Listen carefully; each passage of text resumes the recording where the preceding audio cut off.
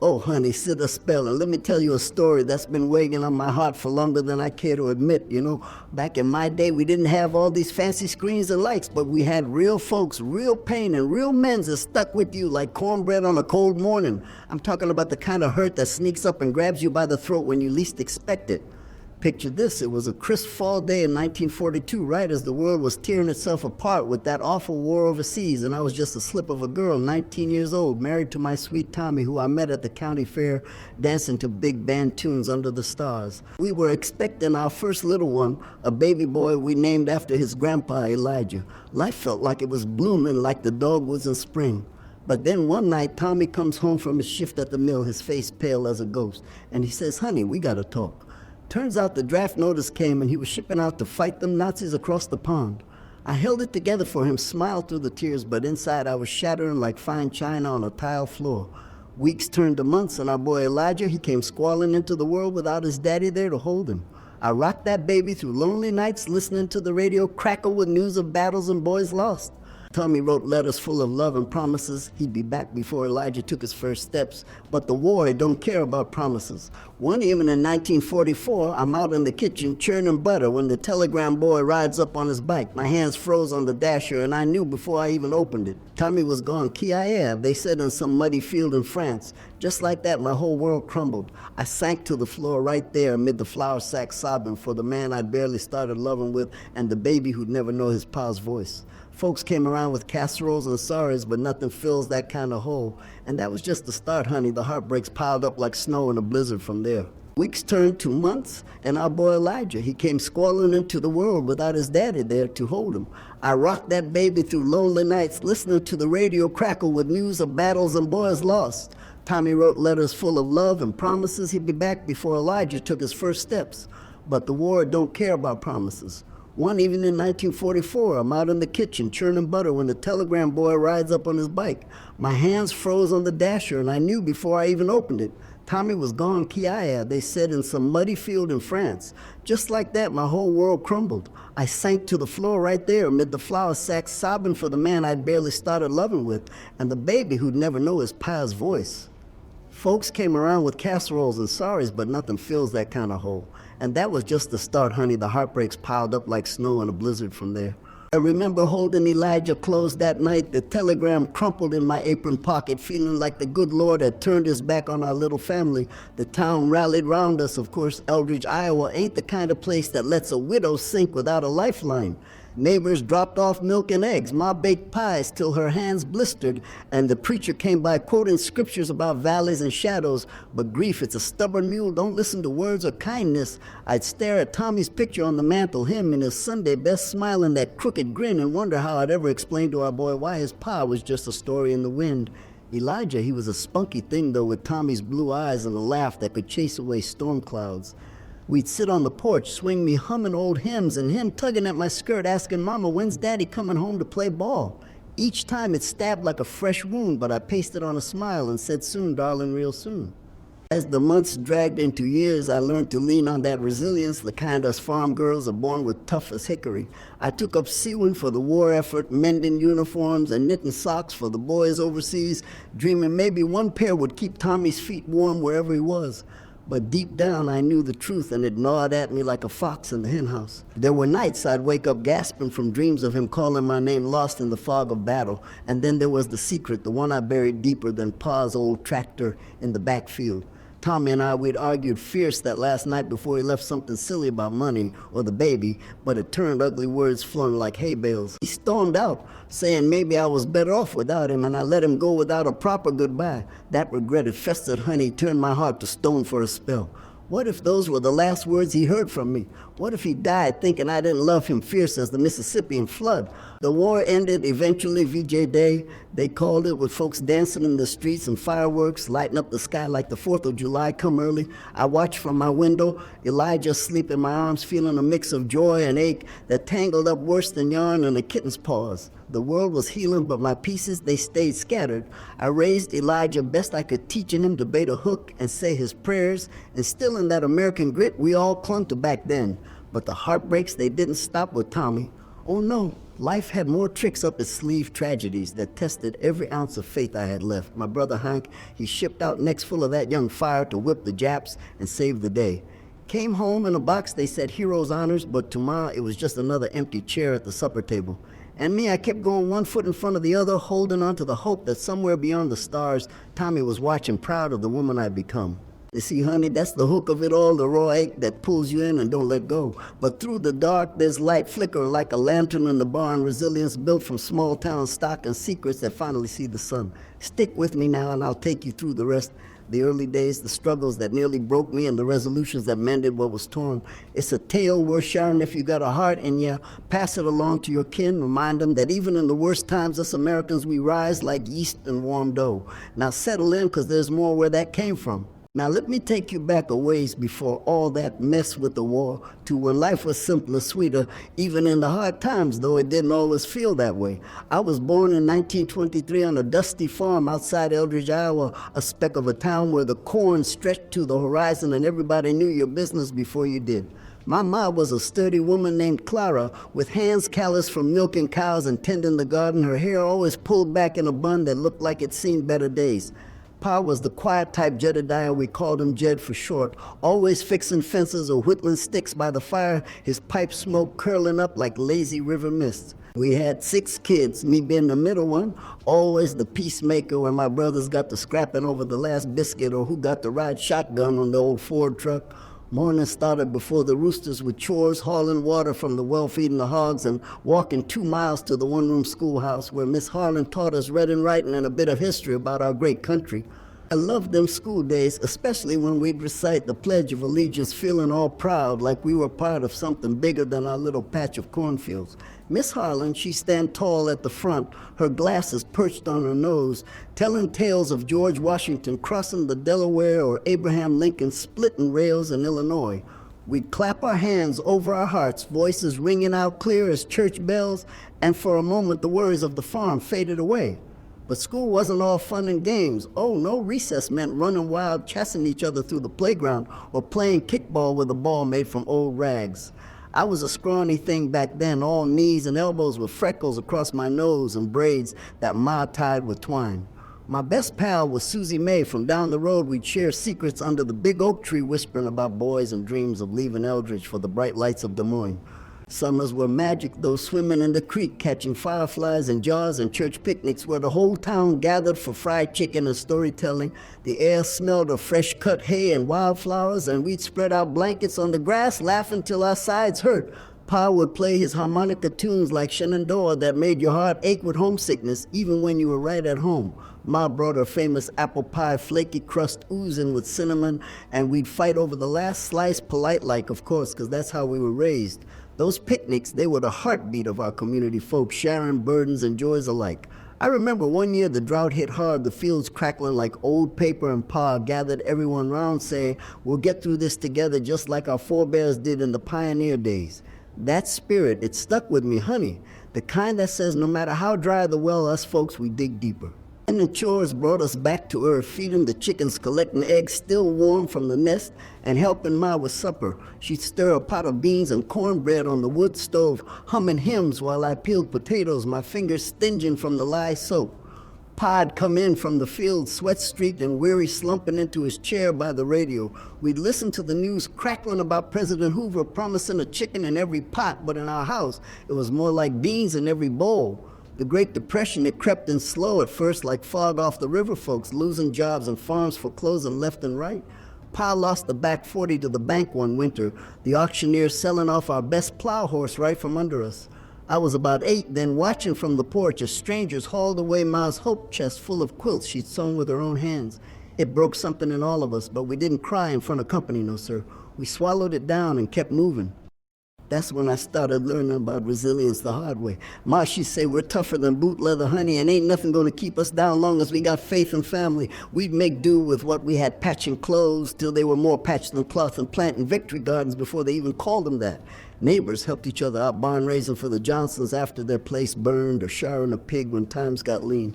I took to helping more around the house, mending Pa's overalls or churning butter till my arms ached, dreaming of the day I'd be grown and free. But freedom came with its own lessons. My oldest brother Hank, he was a wild one, always sneaking off to fish in the river or courting girls at the soda fountain in town. He teased me mercilessly, calling me Skinny Minnie, but he'd share his licorice twist when no one was looking. Then there was little sister Bess, all curls and giggles. She'd follow me everywhere, asking a million questions about the world beyond the fence. Winters were the toughest blizzards, peeling snow high as the eaves and keeping us cooped up like chickens in a coop. We'd huddle by the stove telling stories, Pa spinning yarns about his pa fighting in the Great War, coming home with tales of trenches and mustard gas that scared us half to death. Ma'd read from the Bible, her voice steady as the tick of the grandfather clock, promising better days ahead. I'd stare out the frosted window watching flakes dance, wondering if spring would ever come. But it always did, green shoots poking through the thaw and the farm waking up like a bear from hibernation. Those cycles, they taught me life ebbs and flows. You ride the waves best you can, holding onto the good bits tight. As I got older, say around 12 or 13, the world started opening up a smidge. I saved my nickel a week from collecting eggs to buy a soda at the general store, sitting on the stool, listening to the radio, play tunes like Brother Can You Spare a Dime that hit too close to home. The storekeeper, Mr. Wilkins, he slipped me an extra candy saying, "You're a good kid, Emma, keep shining that smile." Folks called me Emma back then, short for Emmeline, the name Ma picked from some fancy book. I dreamed big too, read in library books about far-off places like New York City with its skyscrapers and bright lights, or California beaches where movie stars frolicked. But Eldridge had held me fast, the soil in my bones, the community like family blood. One summer, the circus came to town, tents pitched on the fairgrounds and barkers hollering about elephants and clowns. Pa scraped together a quarter for us kids to go, and oh, it was a wonder. Lions roaring in cages, acrobats flipping through the air, and cotton candy sticking to our fingers. I held Hank's hand tight, scared of the shadows, but thrilled all the same. That night, lying in bed, I whispered to Bess, "We'll see the world one day, sis, just you wait." But the depression, it ground those dreams underfoot more often than not. Pa took odd jobs hauling grain for the co-op or fixing neighbors' trucks, his back bending lower each year. Ma started selling eggs at market, her basket heavy with hope as much as hens' leavings. Family was our anchor, though, through thick and thin. Holidays brought a sparkled Christmas with a scraggly tree trimmed in popcorn strings and Ma's gingerbread men warm from the oven. We'd sing carols round the piano, Pa's voice off-key but full of heart, and open gifts wrapped in newspaper, simple things like a handmade doll for Bess or a pocket knife for Hank. Thanksgiving was feasting on turkey, if we were lucky, or rabbit stew, with all the fixings sharing what we were grateful for. I always said my family, because even when the pantry was bare, we had each other laughing and loving fierce. But shadows lingered even then, Pa's cough growing worse from the dust storms blowing in from the west, choking the sky black as night. The doctor said it was the dry land taking its toll, prescribed rest Pa couldn't afford to take. I turned into a young lady gradual like, helping Ma more with the younger ones, washing diapers and braiding hair while dreaming of my own future. The boys in school started noticing me, passing notes folded like secrets or walking me partway home. There was Billy from the next farm over with his shy grin and freckles, but I kept my head down, focused on chores and lessons.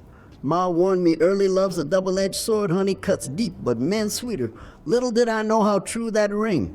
The radio brought news of President Roosevelt's New Deal fireside chats promising jobs and relief that trickled down to us slow as molasses. Pa got work on a WPA project building roads, his hands blistered, but his eyes brighter. It gave us hope, a spark in the dark. Those early years, they shaped me, honey, forged in the fire of warmth and warmed by the glow of simple joys. I learned to sew from Ma, her needle flying through calico, teaching me to make do with scraps into something pretty. We'd sit by the lamp at night, her stories flowing about her own girlhood in a sod house. Further west tales of blizzards and bounties that made our troubles seem small. Pa taught me the land planting seeds with care, saying nurture it right, and it'll feed you back tenfold. My siblings, we were thick as thieves, Hank protecting me from bullies, Bess sharing her secrets, and the boys roughhousing, but always including me in their adventures. We'd build forts in the hayloft pretending to be explorers or cowboys reading the range. As the 30s waned, the air shifted, folks talking of recovery and war clouds gathering over Europe. I was 15, then blossoming into womanhood, aware of the changes in my body and heart. Dances at the Grange Hall became my escape, fiddles wailing and feet stomping to hold down tunes. That's where I first felt eyes on me, not just from the boys, but from the world opening wide. Mom made me a dress from flour sacks printed with roses, and I swirled in it feeling like a queen. Life was still hard, but there was beauty in the struggle, the way the sunrise painted the fields gold or a neighbor's kind word eased the load. Those days built the foundation under me strong as Iowa black dirt, ready for whatever storms brewed ahead. And speaking of storms, the war, it loomed larger each day, newsreels at the picture show, showing tanks and troops marching. Pa'd shake his head saying, we'll do our part, but prayer don't come to our door. I finished school at 16, diploma in hand, and dreams fading fast, reality calling me to the farm full time.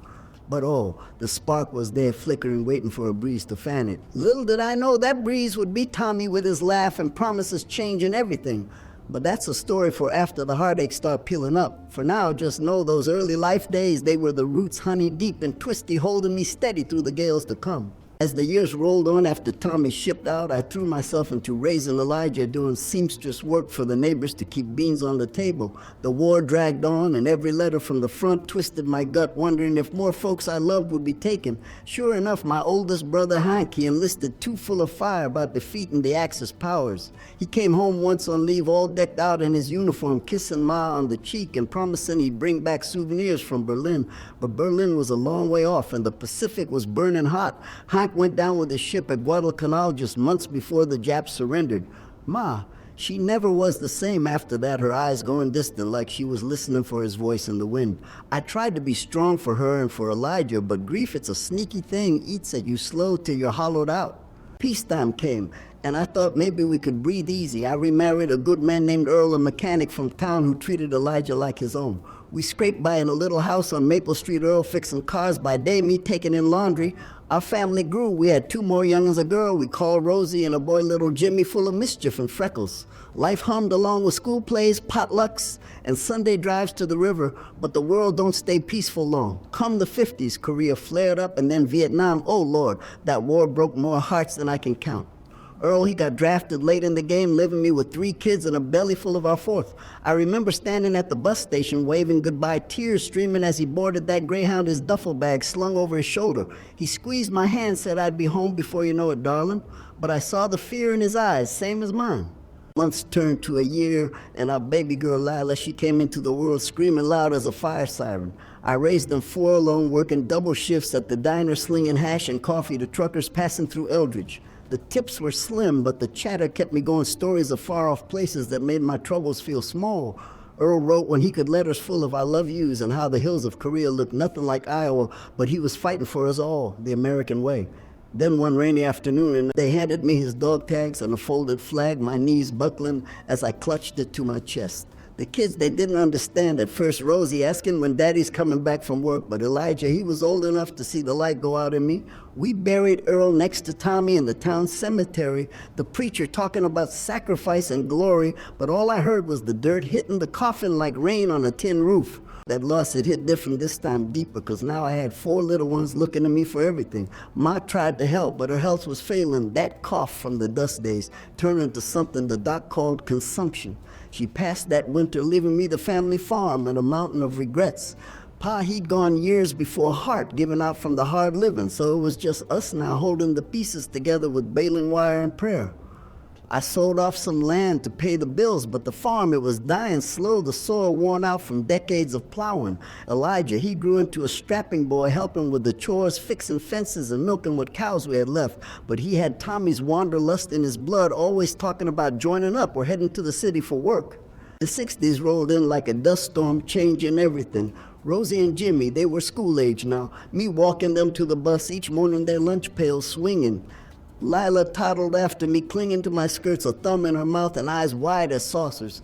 I took a job at the cannery packing corn season after season, my fingers raw from the husks. Folks said we were in a boom time, President Kennedy talking about a new frontier, but in Eldridge it felt like the same old grind.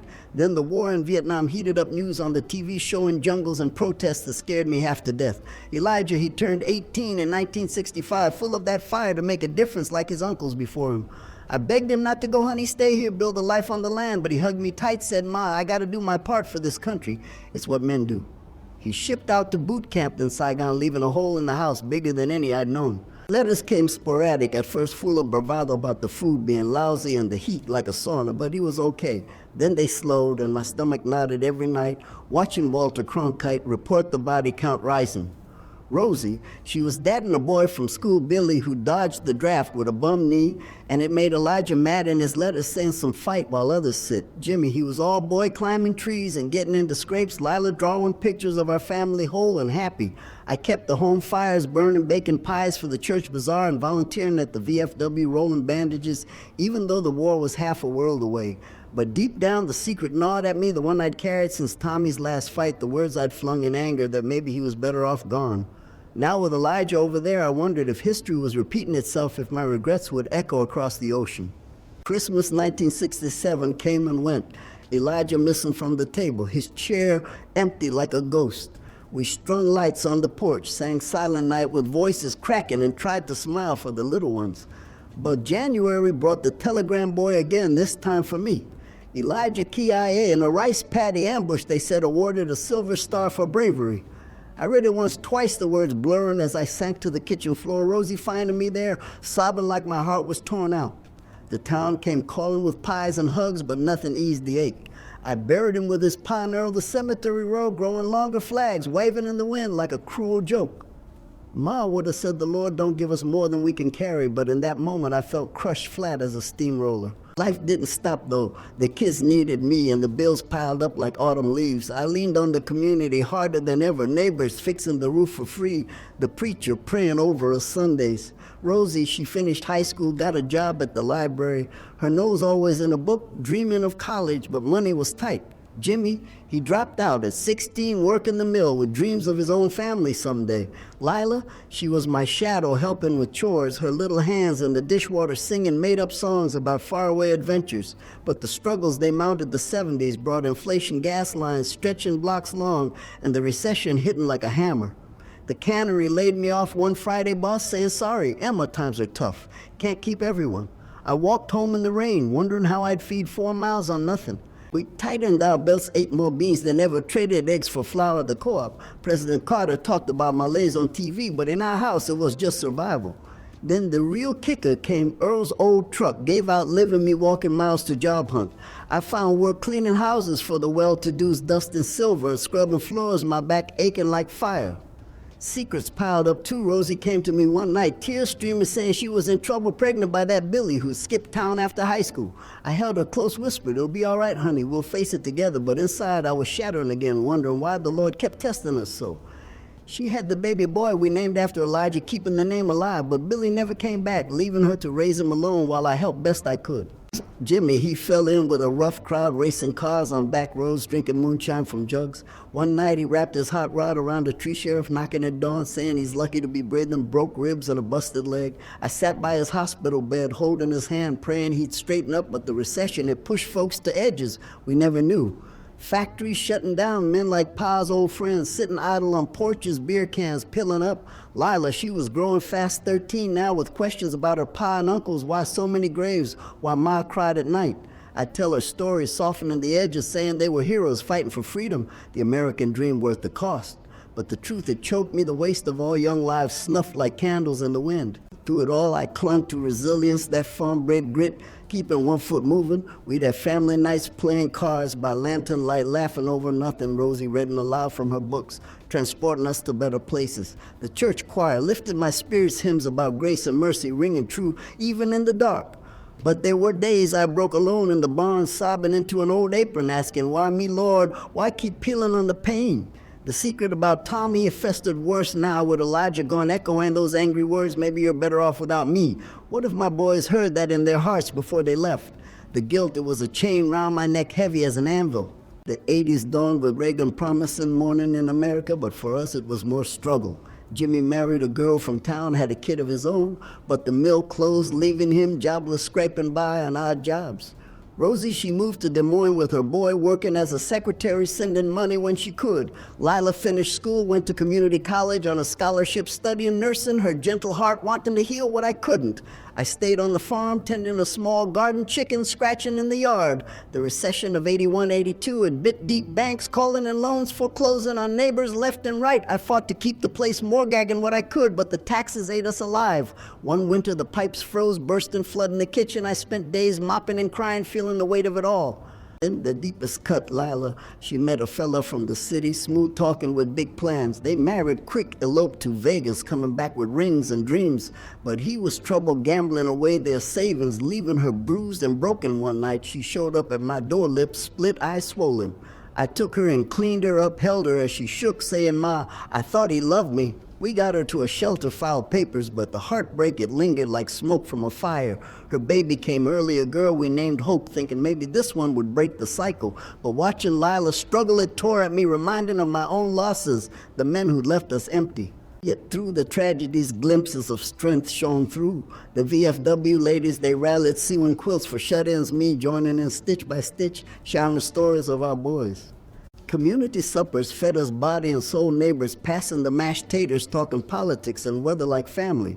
I started writing letters to the paper about the wars and recessions, pleading for peace and jobs. My words in print surprising even me. Resilience, it wasn't just surviving, it was rising, sharing the load, making sure no one faced the dark alone. Secrets started slipping out too. I told Rosie about Tommy's last fight, the regret that haunted me. She hugged me tight, said, "Ma, you love fierce. That's what matters." The struggles, they shaped us, forged steel from soft iron. Elijah's silver star hung on the wall, a reminder of sacrifice. Jimmy sobered up, started an auto shop, fixing cars like his pa. Rosie found a good man, steady and kind, her boy calling me Nana with a grin. Lila, she graduated nursing school, worked at the hospital, healing hurts big and small. Me, I kept the farm going, planting flowers in the side yard, colors bright against the gray. But oh honey, the pain, it lingered, scars deep as plow furrows. The wars took my Tommy Hank Elijah, the recessions chipped away at our dreams, leaving us leaner, wiser. Secrets like the one about that family, shame, pause, hiding, moonshine, enduring prohibition, to feed us nearly losing the farm to revenuers. It all bubbled up in quiet moments, teaching me forgiveness starts at home. As the 90s neared, I look back on them years, the heartbreak stacking like cordwood, but each one built the fire higher. We Americans, we know struggle from the revolution to the Dust Bowl, but we bounce back stubborn as mules. I sit on the porch swing, Elijah's old one, creaking, watching sunsets paint the sky, telling myself we made it this far, ain't no mountain too high. The tragedies, they tested every fiber, but resilience, it won out thread by thread, stitch by stitch. And that's what carried us to the resolutions waiting just beyond the bend where light breaks through the clouds like promise from on high. Shift to triumphs, reunions, personal growth, community support. Tie in hopeful American spirit, post-war booms. Review key secret resolution for catharsis.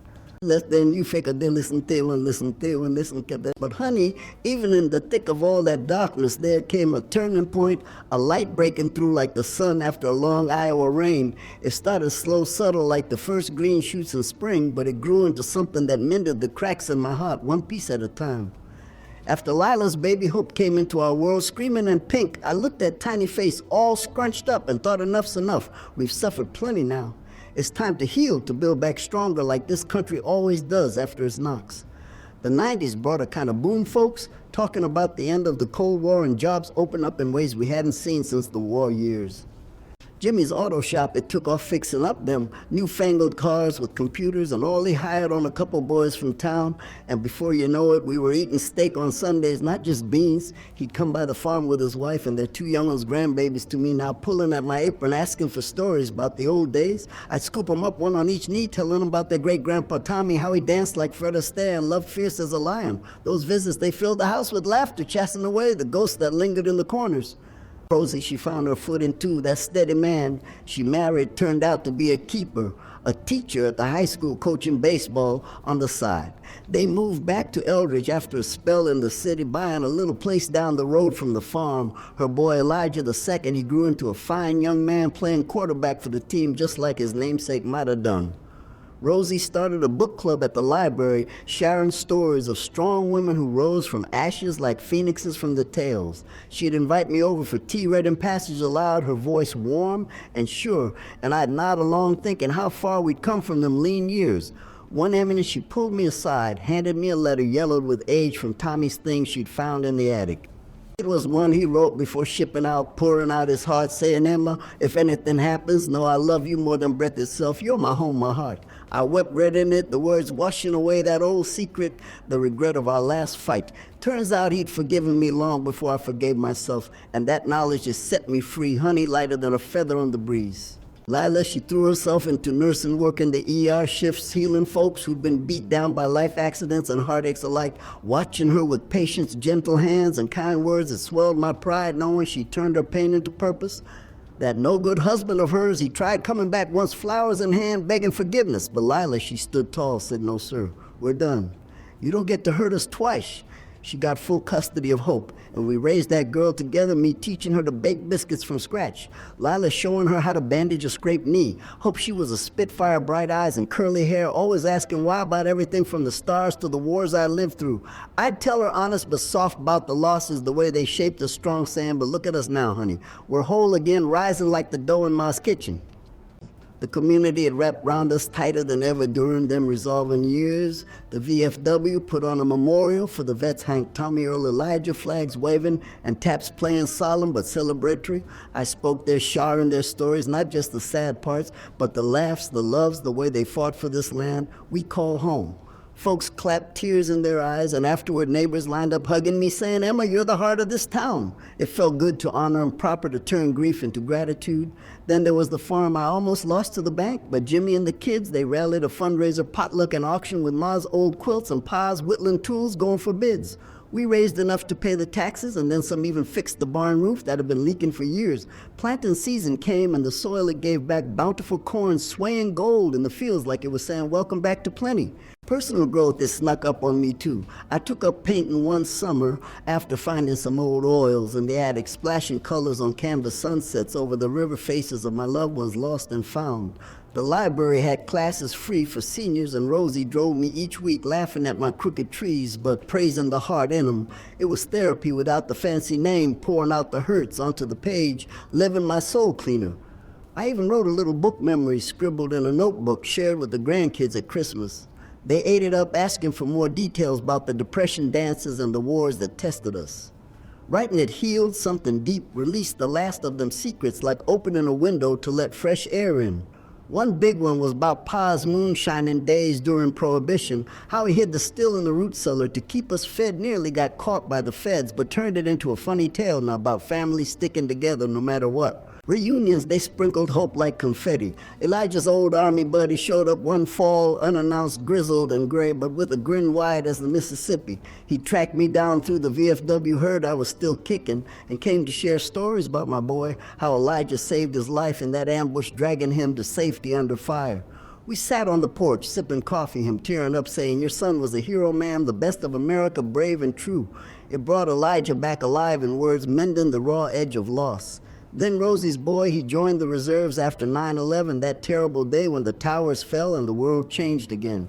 I fretted nights away, but he came home safe each time, hugging me tight, saying, "Nana, I do it for the family, for the ones who went before."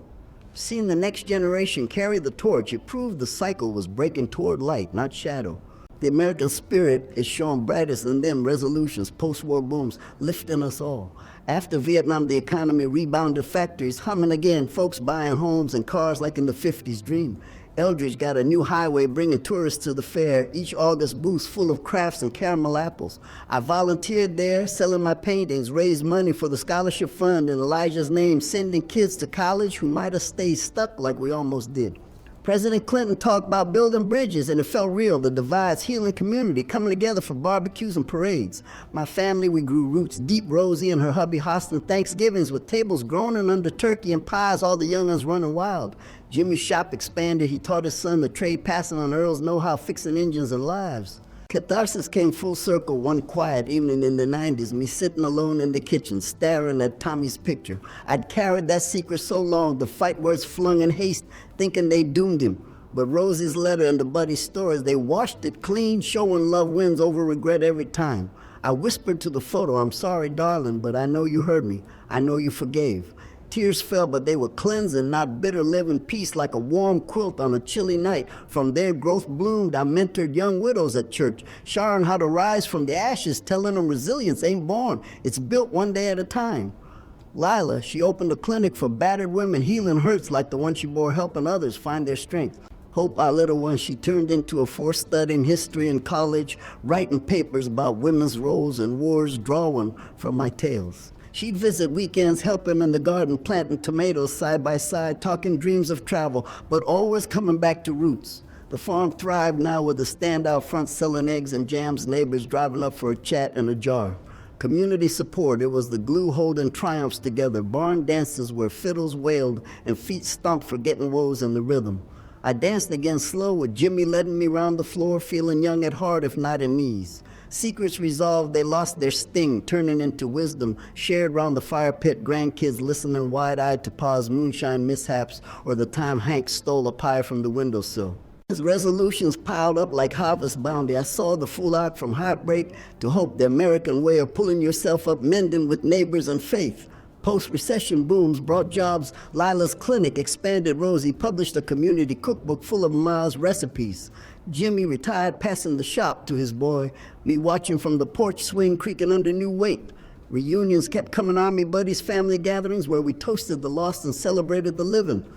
Personal growth that peaked in forgiveness, releasing chains I'd worn too long, letting light flood in. We weren't perfect, honey scars remained, but they told a story of survival triumph, the kind that makes you stand taller, gaze the horizon with thanks. Catharsis sealed it. One last secret about Earl. He'd written a will leaving a small insurance payout. I'd never claimed buried in papers after his death. The kids found it clean in the attic, turned it into a nest egg for the farm, paying off the last debts. It was like he reached from beyond, saying, "We're square now, darling, live free." From there, hope radiated hope herself, marrying a farmer's son, settling nearby, starting the next chapter. Me, I aged graceful like 80-something now, but full of stories and smiles. The struggles faded to lessons, resolutions shining bright. That's the beauty, honey, how pain forges gold if you let it, the American dream alive in every mended heart. Reflecting on them secrets I carried like stones in my pocket. Tommy's last fight, the angry words I flung, Earl's hidden will Pa's moonshining days. They weighed me down for decades, festering like untreated wounds. But letting them out, sharing with Rosie and the kids, it was like lancing a boil. The hurt comes first, but then the healing sets in sweet and sure. I learned forgiveness starts with yourself, darling. You can't change the past, but you can choose not to let it chain you. And the tragedies, the wars that stole my boys, the recessions that stripped us bare, they weren't just losses, they were lessons in what's truly valuable, family faith, and the quiet strength of getting up each morning no matter how weary your bones. Vietnam, Korea, World War II, they scarred this nation deep, but look at us now, booming with tech and tall tales of comebacks that make our forebears proud.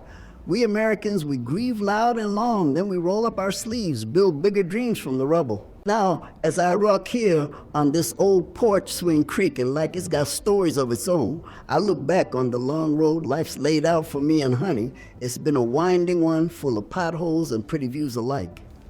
80-some years I've walked this earth, from the cornfields of Eldridge to the depths of loss and back up to the light. And what I see most clear is that pain ain't the end. It's the teacher, the forge that shapes you if you let it.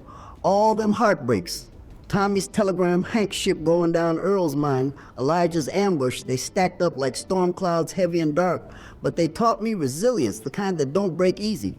I think of Ma saying, we're tougher than boot leather, and darn if she wasn't right. We bend, we ache, but we don't snap, because deep down, there's that American grit woven into us from the pioneers who crossed these plains to the folks who fought in foxholes for freedom.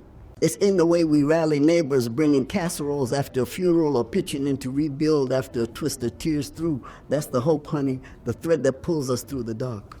Gratitude floods me now more than ever for the joys peppered through the sorrow. Those summer picnics with fireflies dancing, the grandbaby's giggles filling the house. The way Hope's eyes light up when I tell her about her great-grandpa's dances.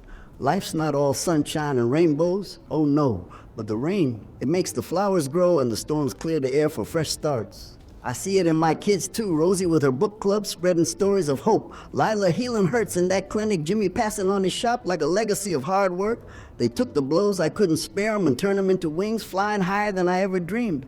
And the community Eldridge, still that speck on the map, but full of hearts big as the Heartland folks, checking in with pies and prayers, reminding me no one's meant to walk alone. That's the real wealth, honey, not gold in the bank, but gold in the bonds we forged through fire. Looking ahead though, my days grow shorter, I feel optimistic, like the dawn after a long night. The world's changing fast with phones and pockets and cars that drive themselves, but the core stays true, kindness counts, love endures. To the young'uns out there, listen close.